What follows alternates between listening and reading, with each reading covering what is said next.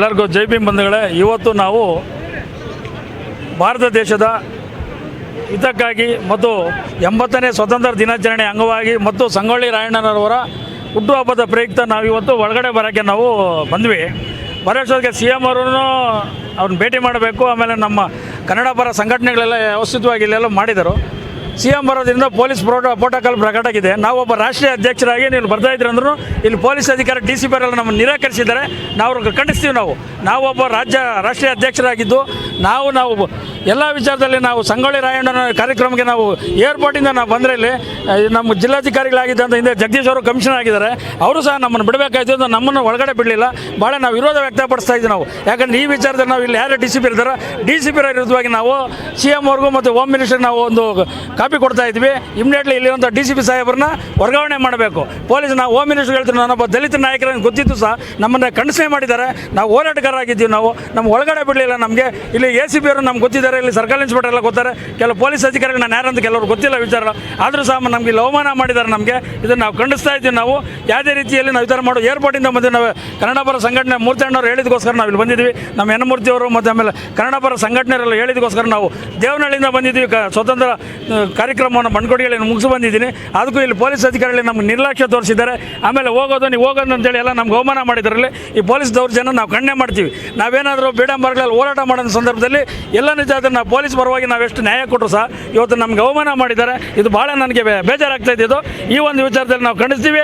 ಇಲ್ಲಿರ್ತಕ್ಕಂಥ D C P R ನಿಮ್ಮಡೇ ವರ್ಗಾವಣೆ ಮಾಡಬೇಕು. ಈ ಒಂದು ವಿಚಾರದಲ್ಲಿ ನಾವು 27ನೇ ತಾರೀಕು ಬೃಹತ್ ಟಮಟೆ ಚಳವಳಿ ಮಾಡಿದ್ವಿ. ಹೋರಾಟಗಾರರಿಗೆ ಆದ್ಯತೆ ಕೊಡ್ತೀನಿ, ಯಾರಿಗೆ ಆದ್ಯತೆ ಕೊಡಬೇಕು? ಇವರು ನಾವೇನಂತ ಕಳ್ರ ನಾವು ಬಂದದ್ದು ಹಿಂಗೆ ಬಂದು ಅದನ್ನು ಹಂಗೋಡೋಗ್ತಾ ಇದೆಯಾ ಅಂತ ಹೇಳ್ತಾ ಇದ್ದಾರೆ ನಮಗೆ. ಇಲ್ಲಿ ಎ ಸಿ ಪಿ ಆರ್ ನಮ್ಗೆ ಗೊತ್ತು, ಸರ್ಕಲ್ ಇನ್ಸ್ಪೆಕ್ಟರ್ ಗೊತ್ತು, ಇಲ್ಲಿರೋಂಥ ಪೊಲೀಸ್ ಅಧಿಕಾರಿಗಳೆಲ್ಲ ನನಗೆ ಪರಿಚಯ ಇದ್ದಾರೆ.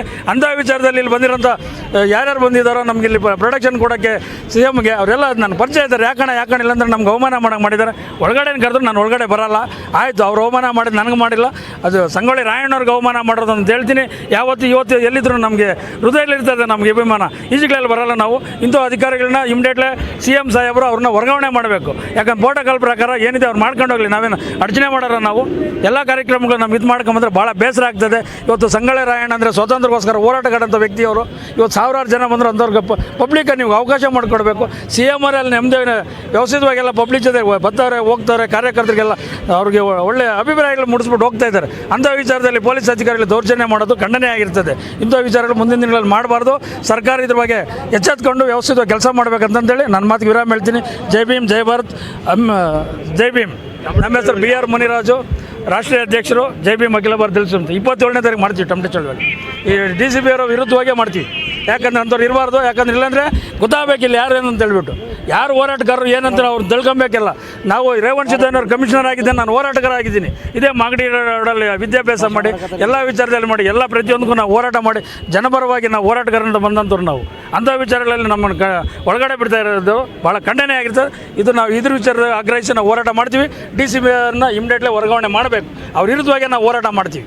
ಯಾಕಂದರೆ ಇವರೆಲ್ಲ ಗೊತ್ತಿರ್ತದೆ. ನಮ್ಮ ಎ ಸಿ ಪಿ ಸಾಹೇಬ್ರು ಹೇಳ್ತಾರೆ, ನಮ್ಮವ್ರು ಗೊತ್ತಿರೋ ಅಂದ್ರೆ ಯಾರಾದರೂ ಏನಂತಂದೇಳಿ ಅವ್ರ ಮೇಲೆ ದೌರ್ಜನ್ಯ ಮಾಡ್ತಾ ಇದ್ದಾರೆ. ಅದು ಖಂಡನೆ ಆಗಿರ್ತದೆ. ಈ ಪೊಲೀಸ್ ಇಲಾಖೆಯವ್ರನ್ನು ವಿಡಿಯೋಗಳೆಲ್ಲ ಮಾಡ್ಕೊಂಡು ಎಲ್ಲ ಕಡೆ ವಿಚಾರನ ಪ್ರಚಾರ ಮಾಡಲಿ. ಯಾಕಂದರೆ ಈ ಪೊಲೀಸ್ ದೌರ್ಜನ್ಯಗಳು ನಾವು ಧಿಕ್ಕಾರ ಖಂಡಿಸ್ತೀವಿ. ನಾವು ಈ ಒಂದು ವಿಚಾರದಲ್ಲಿ ಸ್ವಾತಂತ್ರ್ಯ ಹೋರಾಟಗಾರ ಬಂದಾಗ ಪ್ರತಿಯೊಬ್ಬರಿಗೂ ಸೌಜನ್ಯತೆ ನಡ್ಕೊಬೇಕು. ಅವ್ರು ನಾವು ಸ್ವಾತಂತ್ರ್ಯ ಕೊಟ್ಟೋಗೋರು, ಇವ್ರು ಸ್ವಾತಂತ್ರ್ಯ ಕಿತ್ಕೊಳಕ್ಕೆ ಬರ್ತಾ ಇದ್ದಾರೆ. ಇವರು ಆ ಒಂದು ಇದು ಆಗಬಾರ್ದು.